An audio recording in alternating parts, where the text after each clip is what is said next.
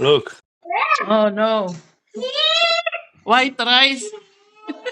Ito po pala yung araw na kami na lang ng tatlo ng mga bata dito sa bahay. Nakarating na nga po may Angel si Petro sa Iceland. Kagabi po pala ako ay nag-marinate ng chicken. Parang na-miss ko po may Angel yung ganitong pagmamarinate ng chicken. Sa gabi mo imamarinate tapos lulutuin mo kinabukasan. Naalala ko kasi may Angel nung elementary ako. Pag magbabaon ako ng kanin sa school, yung ulam ko bukod sa piniritong itlog, meatloaf na nilagyan ng itlog, itong luto yung niluluto ng mama ko, piniprepare niya sa gabi. Mama ko kasi may Angel, hindi talaga yung as in kagalingan magluto. Pero namimiss ko talaga yung mga ganyan simpleng luto ng mama ko. Kasi yung naalala ko may Angel na niluluto ng mama kong paulit-ulit na piniritong itlog, meatloaf na may itlog or fried meatloaf or sardinas. Kaya nga yung binabad na sa toyo. Napakasarap po kasi may Angel kapag binababad. Asing malasang malasa talaga tapos nilalagyan pa ng mama ko ng asukar. Anyway may Angel, kahit yung mama ko ay hindi ganun kagaling talaga magluto ay wala namang problema dahil ang papa ko ay napakagaling po magluto. Papa ko po talaga may Angel ang tagaluto sa aming bahay. Tapos nung natuto na ako, elementary pa lang, ako na yung nagluluto sa amin.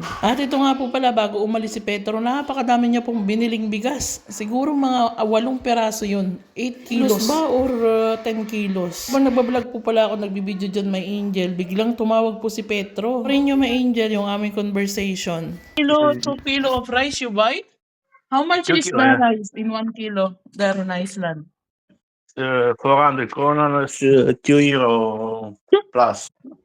Now Look you at, like rice no. now because you always Look. Yeah, eat but rice? look, buy good rice. You're, No, I buy good rice. I don't want to spend money. you're Filipino now? I don't want to because everything is expensive. Look, the good rice. Look, what kind of rice I buy. Ikaw. Look. Oh no. White rice? The long, look, it's long rice. Look. Ah, yeah, it's good that. Jacob, Look. Daniel, Mama talking See, daddy. Wow. extra long grain. Daddy buy 20. rice. See?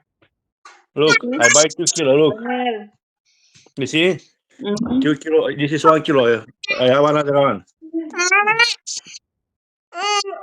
Daddy buy rice. Look. What do you drink? It's good that you buy grocery. Look, my egg here. The store is near that. Daniel, I said the sound. Maybe 200 meters. Look, the egg here. Look here.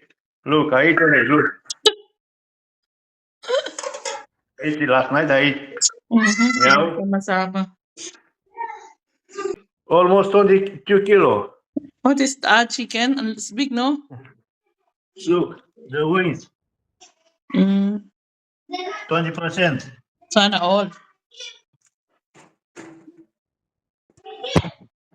Yeah. You don't buy potato. No, I buy rice. I buy this. I said, I buy rice. No buy bread. How many hours your work every day? 8 hours.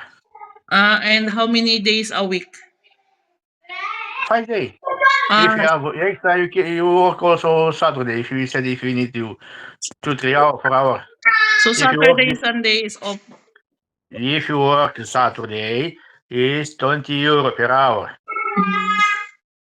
It's extra money. Is the fish also? The fresh fish. Oh, I close now. Good. I close because I need to give food for the dog and I need to make the shovel the snow.